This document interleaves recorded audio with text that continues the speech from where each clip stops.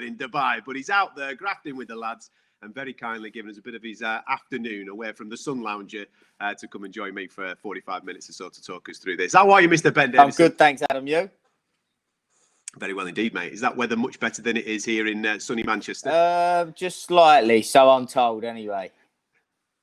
Yeah, bit of a Christmas tan. That's what we like to see, pal. We've got a real cracking fight to get excited about this weekend.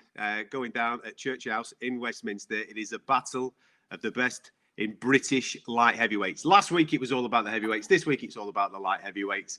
Anthony Yarde, who's been up at world level before and just came a touch short against Sergei Kovalev, taking on Lyndon Arthur, undefeated Lyndon Arthur. And both of these guys mean an awful lot of business. Talking the talk in the press conference yesterday. And in a moment or two, they're going to strip down to the kecks and hopefully at 175. So therefore, we've got ourselves a fight on our hands. Now, we're going to give you a bit of a preview over the next 10 minutes before they hit the scales at 2 o'clock.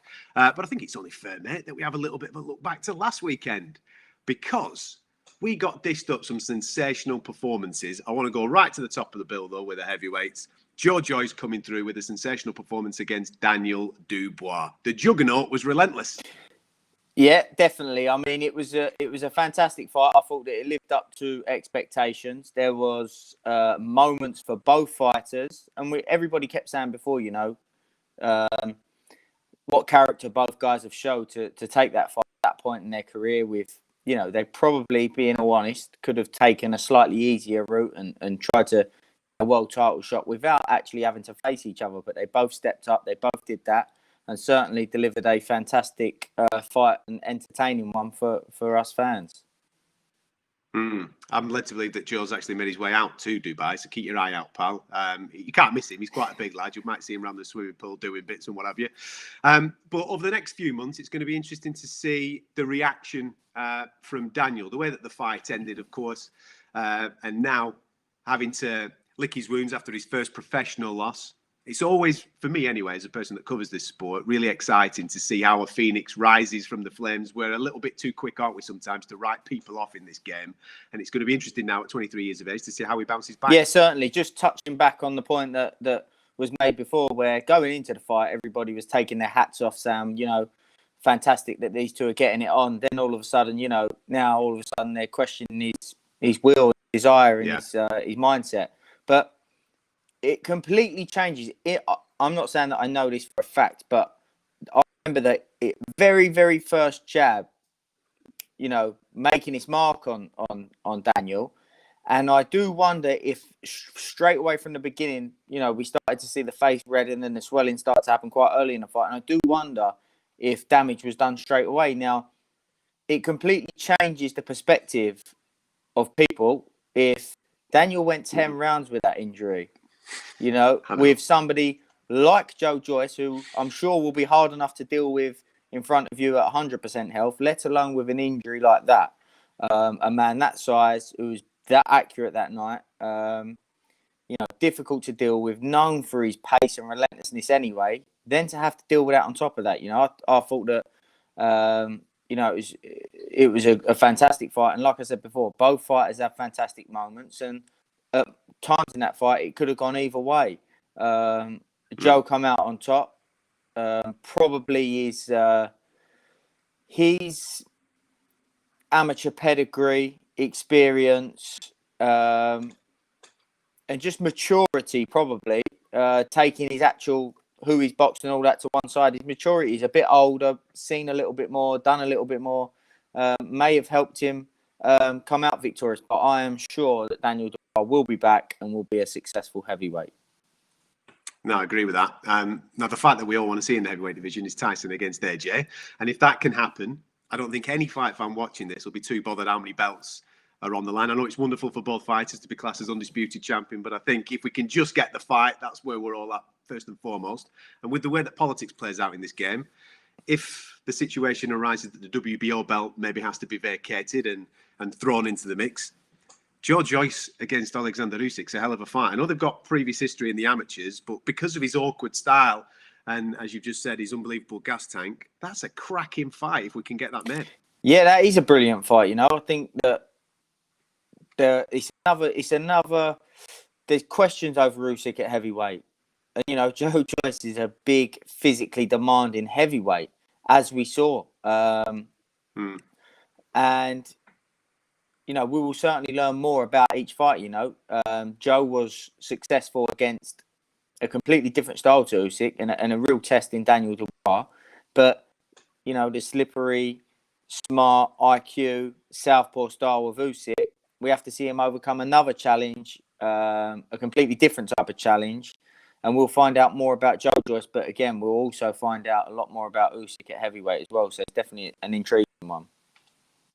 No, absolutely. I'm not going to ask you anything about Jack Catterall because I know that we'll speak in the not too distant future maybe about that gentleman as you look after Josh Taylor. But I just want to give a little bit of a tip of the cap if he's watching this to Hamza Shiraz. I thought he was absolutely brilliant. Really looking forward to documenting his journey as he continues in the pro ranks. Looked really, really good at the weekend. Now, on to our main event this weekend, mate. Light heavyweights. And it's becoming a bit of a trend now. Frank putting in the best of British against each other. Guys risking, I say undefeated records. I know that Anthony's got himself a defeat on that record, but it's only against Sergei Kovalev at world level.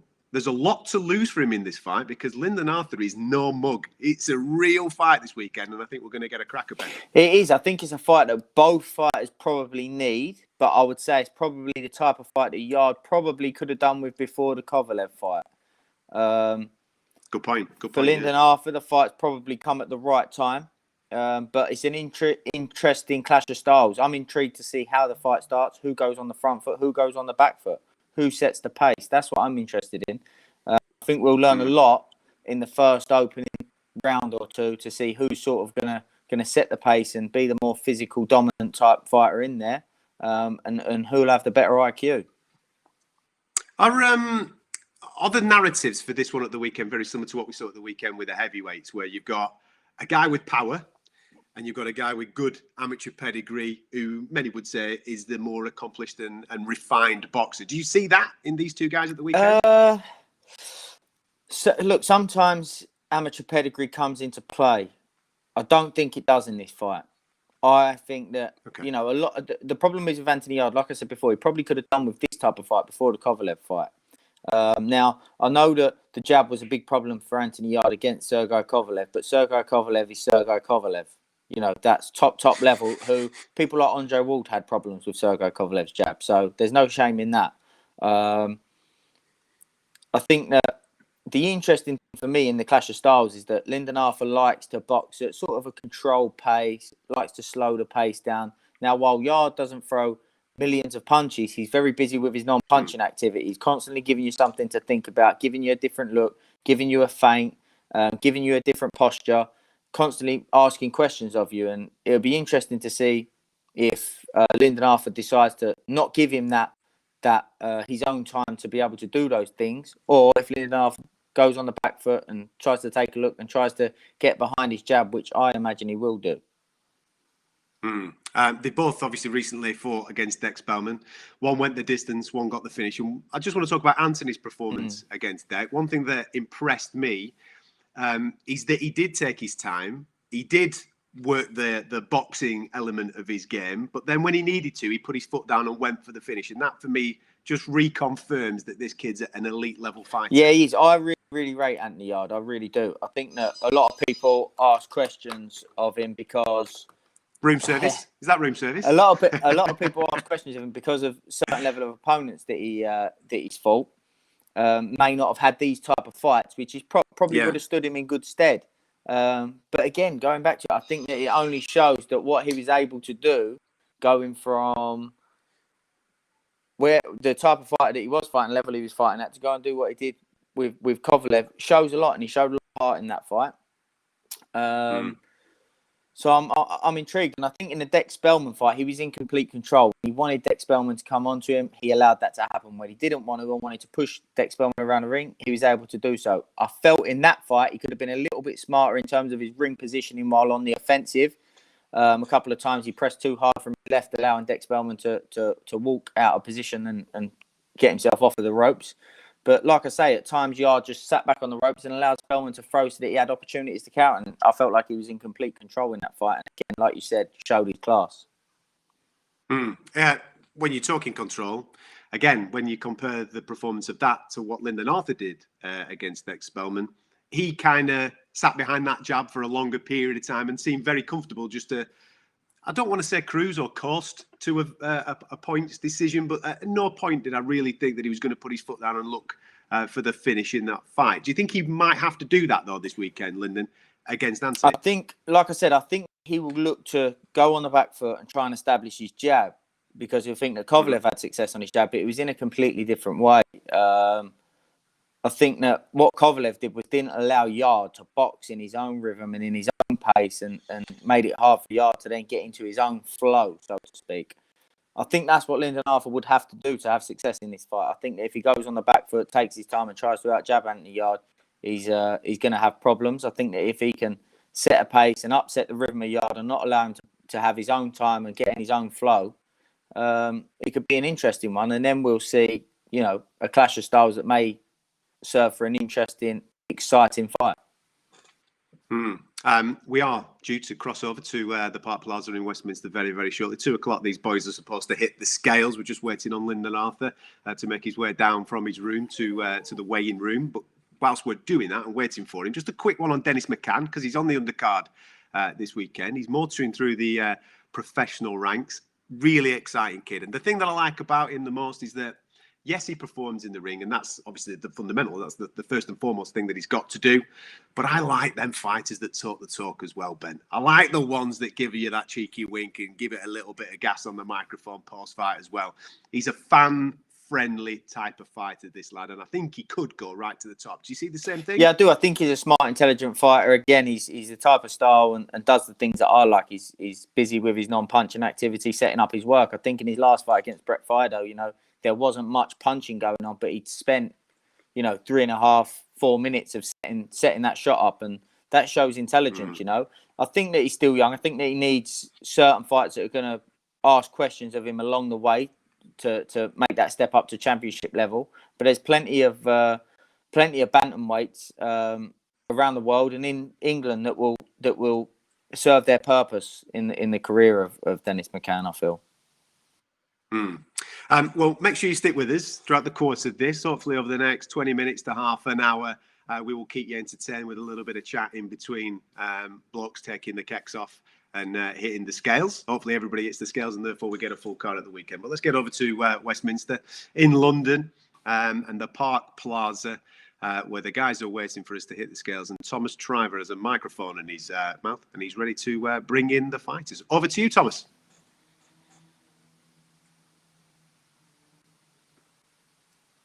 Ladies and gentlemen, good afternoon and welcome to the official weigh-in for Lion versus King, a great night of championship boxing tomorrow to be held at the iconic Church House in Westminster. It's all being brought to you by Frank Warren on behalf of Queensberry Promotions, along with their great sponsors, 32 Red, Foot Asylum, and Univet. This great event will be televised live tomorrow night beginning at 7:30 p.m. London time. And that will be on BT Sport. Well, we are going to begin the weigh-in process with our main event participants. They will be competing in a 12-round contest, and it will be for the Commonwealth and vacant WBO Intercontinental Light Heavyweight Championships. We will first welcome to the scale from Manchester, England. He is undefeated with 17 wins. 12 of his 17 wins come by way of knockout. Let's welcome to the scale the reigning and defending Commonwealth Light Heavyweight Champion, Lyndon King Arthur. Here he is, Lyndon Arthur, making his way to the scales, already stripped off, ready to rock and roll. Always makes me laugh, this part of the fight week process, Ben, because I've no doubt he's maybe had a bit of a stress overnight. Have a little bit of a look round with his trainer there, Pat Barrett. Yeah, fights can be won and lost on the scales, and 12 stone, 6 pounds, 3 ounces for Lyndon Arthur. There you go. It's a stressful time for a fighter that's got to make weight. And now we welcome to the scale from London, England. His professional record, 19 wins, just one defeat.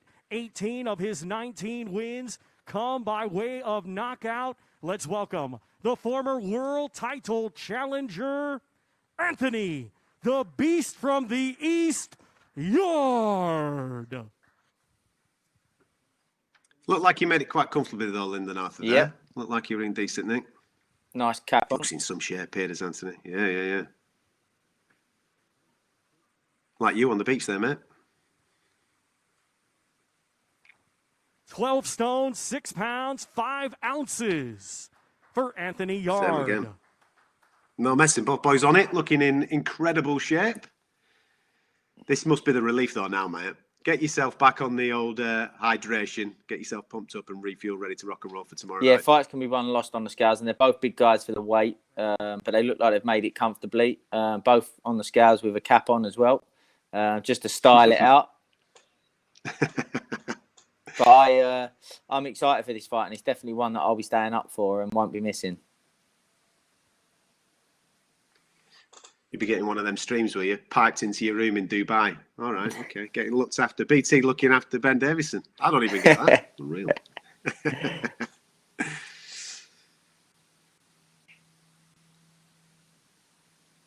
Next up, we should have a couple of super bantams. Oh, we're gonna face off first of all. Let's have a look in here. This our main event tomorrow night, live on BT Sport.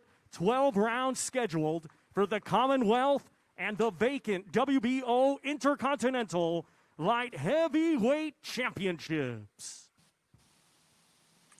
I've got to give it to them. They both look in fantastic shape. And again, you've got to give credit to fighters in these crazy times that we're currently living in, Ben, to be taking fights like this, high risk.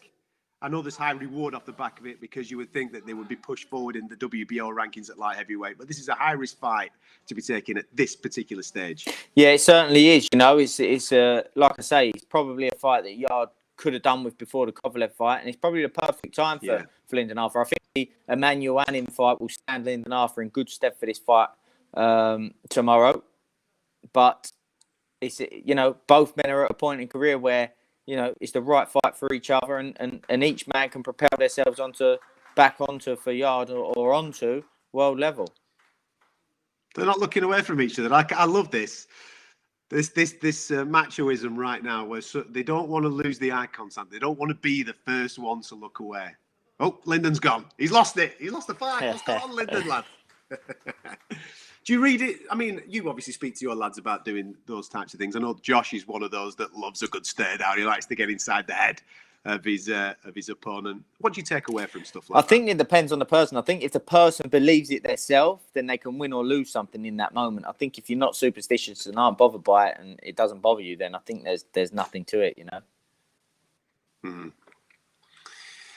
We do have a couple of super bantamweights going to be joining us very shortly. As you can see, Thomas is just there at the Park Plaza. I'm sure he'll be introducing Mr. Burke very, very shortly. And then, of course, as I mentioned, we continue the weigh-in process. Our next two combatants competing tomorrow night in a scheduled 10-round contest, and it will be for the vacant WBC International Super Bantamweight Championship. First, we will welcome to the scale from Preston.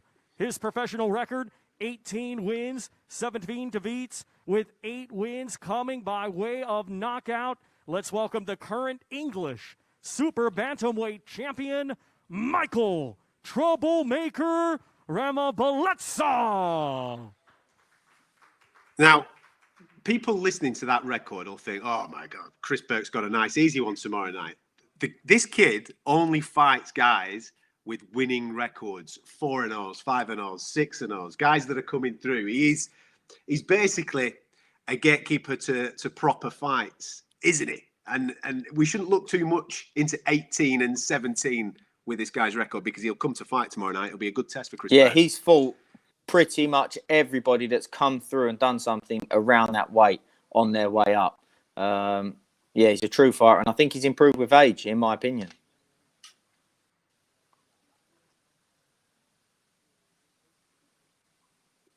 He's looking well 8 at stone, 122. 8 pounds, 8 ounces. There you go. for No messing. Michael Ramabaletsa. And he's from my neck of the woods as well, so he's tough as they come. You know how it is, Ben. And now we welcome to the scale his opponent tomorrow night in this championship contest. He is from Streatham. He is undefeated with 8 wins. 5 of his 8 wins come by way of knockout. Here is the current Southern Area Super Bantamweight champion, Chris Borg. He was in a top fight with Chris Boy against Mahmood last time out to win that Southern Area title. And I kind of like those traditional routes. You get people leapfrogging titles, don't you? Southern Area, I like it. English, Southern Area, British, that type of linear references, I think, is critical for coming through and learning the game. 8 stone, 9 pounds, 4 ounces for Chris Borg. There you go. Yeah, certainly. There you go. He's in a proper fight. He certainly is. And I like Chris Borg. This is another fight, to be honest with you. I know it got put back the other week. It's a fight that I've been looking forward to. I think it's a real interesting one. Like I said, Chris Borg's an intelligent fighter. I think that the fact of it being a southpaw could play a part in this fight, with the distance being a little bit further apart from each other. But Ramaletsa's improved with age. His IQ's improved, and it's no easy fight for Chris Borg, that's for sure. These two competing tomorrow night live on BT Sport in a 10-round contest for the vacant WBC International Super Bantamweight Championship. Just on what I was saying before about picking up titles at certain levels as you're coming through the game, it's important that, because you get some guys just leapfrogging and they get found out, for example, when they get to European level. It's important to have that background of Southern Area, English, British, isn't it, Ben? It is, and it shows something about, that Chris Borg's willing to take this fight. It's a fight that probably some fighters haven't quite fancied along the way. It's a dangerous fight, but Chris Borg showed that he's willing to take it. So hats off to him. Now then, they're getting ready for Dennis the Menace. Hopefully there's a bit of a party coming on in a moment or two. Our next two combatants to the scale competing tomorrow night in a scheduled 8-round International Super Bantamweight contest. First, we will welcome to the scale, coming to us from Lisbon, Portugal. He brings a professional record consisting of 7 wins, 3 defeats, with 1 win coming by way of knockout. Let's welcome to the scale, Pedro #1 Matos. Now, you heard Thomas Triber there just introduce this as a super bantamweight contest, but I'm led to believe that the upper weight limit of this is 120, so don't expect him to be over 120 pounds. Either men, that is. 8 stone, 7 pounds, 9 ounces for Pedro Matos. And now we welcome to the scale his opponent from Maidstone, Kent, England. He is undefeated with 7 wins. 5 of his 7 wins come by way of knockout. Let's welcome Dennis the Menace Mccann. Fights like this for Dennis, I don't know where you're at with it, Ben, but as a trainer, I'm sure you've got an opinion on this. You'd want him to get rounds in, wouldn't you? You'd want him to be implementing the things that he's been learning in the gym. It's all right going in there and blowing a kid away, but you want him to be putting together all the things that he's learning with his coaches. Yeah, I mean, you see what he's...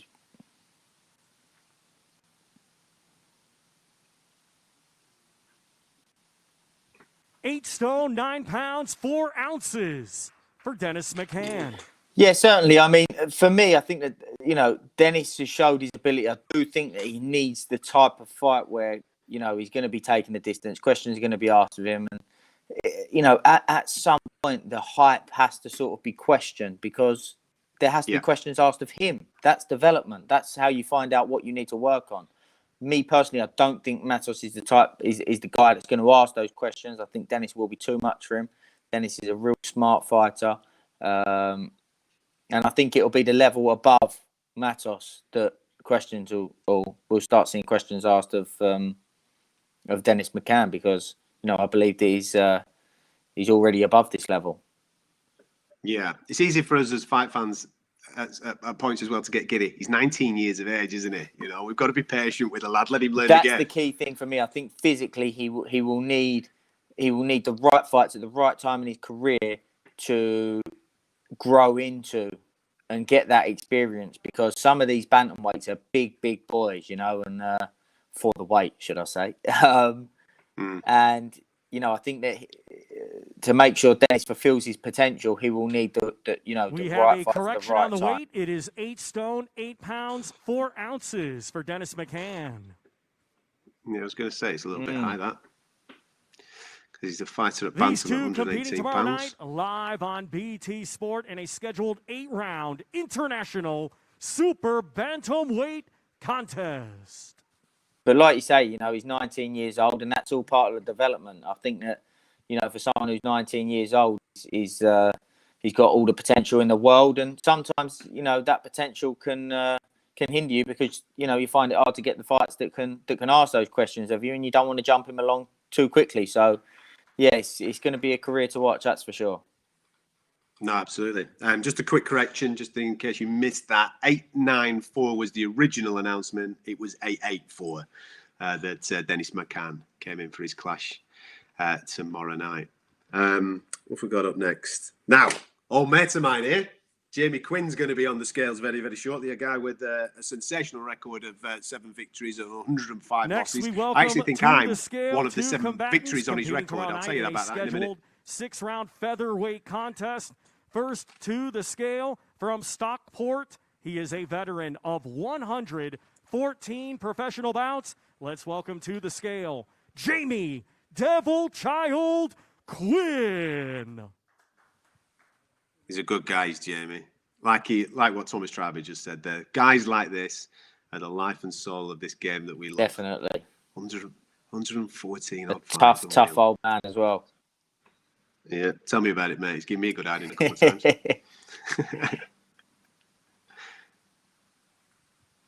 9 stone, 11 pounds, 5 ounces for Jamie 9-11. Quinn.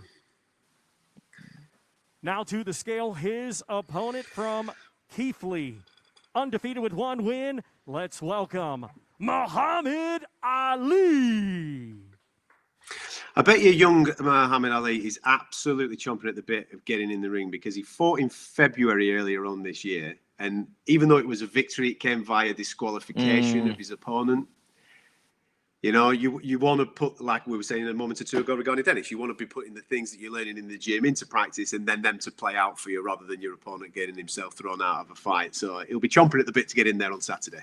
He will be, but he'll want to be smart about it and not too eager, because Quinn's an experienced man, very rarely gets stopped, and you know, want to take his time and just put in an efficient, smart performance. 8 pounds, 4 ounces for Muhammad Ali.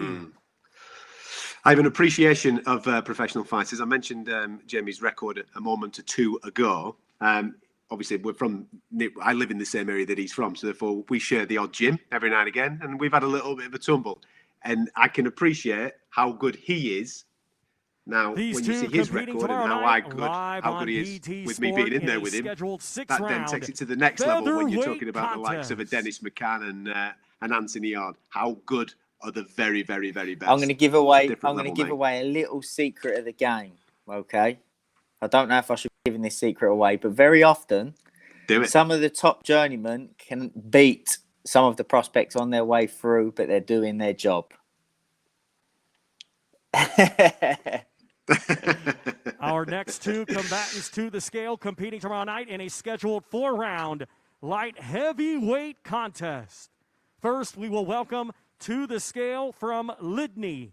He is a veteran of 134 professional bouts. Let's welcome to the scale, Louis Poochie Von Potch. I'm glad you let us in on that little secret there, Ben, because he gave me a good hiding, so obviously that makes me feel a whole lot better.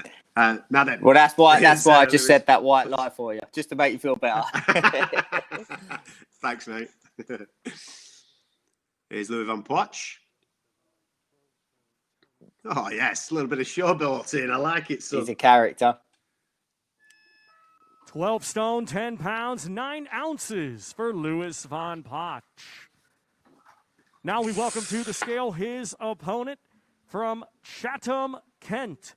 He had a stellar amateur career, becoming a youth Olympic gold medalist in 2018. And tomorrow he makes his professional boxing debut. Let's welcome Carol Italma. Gold medalist, this lad, at the Youth Olympic Games. Very talented young man. Only 20 years of age. Interesting that he's turned over now rather than sticking the amateurs and maybe progressing. Maybe get himself a gold medal. 3 ounces for Carol 12. Italma. Now, a few people will be obviously noticing that weigh in there, thinking, is that not over the light heavyweight weight? Yes, it is. This is scheduled for 181 pounds. These two competing tomorrow night standard live on 175. BT Sport in a scheduled 4-round light heavyweight contest. Something tells me that's the only thing that Poch is going to be against. Yeah, I mean, I'm interested to see the debut here because I've had a look at him before, and ladies and he's gentlemen, like an this aggressive does southpaw conclude today's counterpuncher. weigh-in for a great night of championship boxing tomorrow at the iconic Church House in Westminster. It's all being brought to you by Frank Warren on behalf of Queensberry Promotions, along with their great sponsors, 32 Red, Foot Asylum, and Unibet.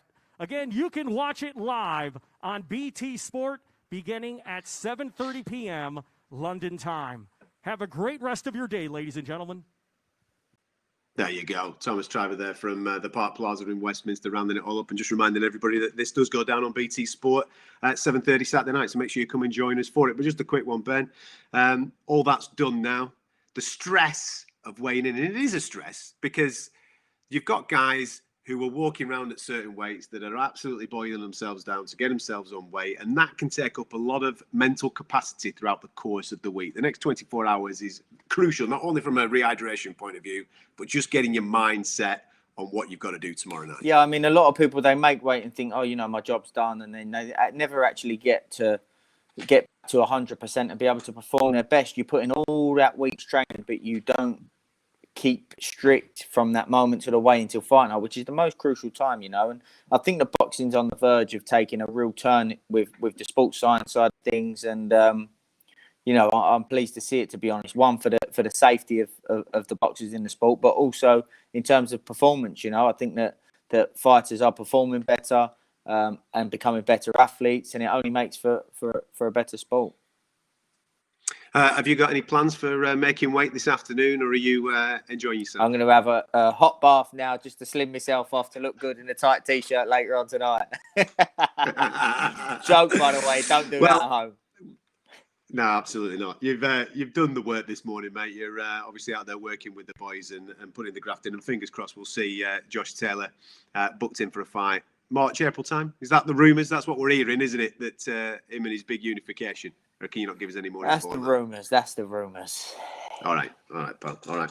Just a little bit of a roundup tomorrow night. It is about the light heavyweights. 2 of our very best in Great Britain going at it. Anthony Yarde taking on Lyndon Arthur, which we are affectionately calling #Lion King. See what we did there? It's good, that, isn't it? Yeah, make sure you're using that tomorrow night as you're commenting on these fights. We've got some cracking fights on the undercard as well. And one of Britain's hottest prospects, Dennis Mccann, is also in action. All gets underway, 7:30, BT Sport from my basement here in Manchester and from his yacht in Dubai. Thank you very much for joining us. We'll catch you next time.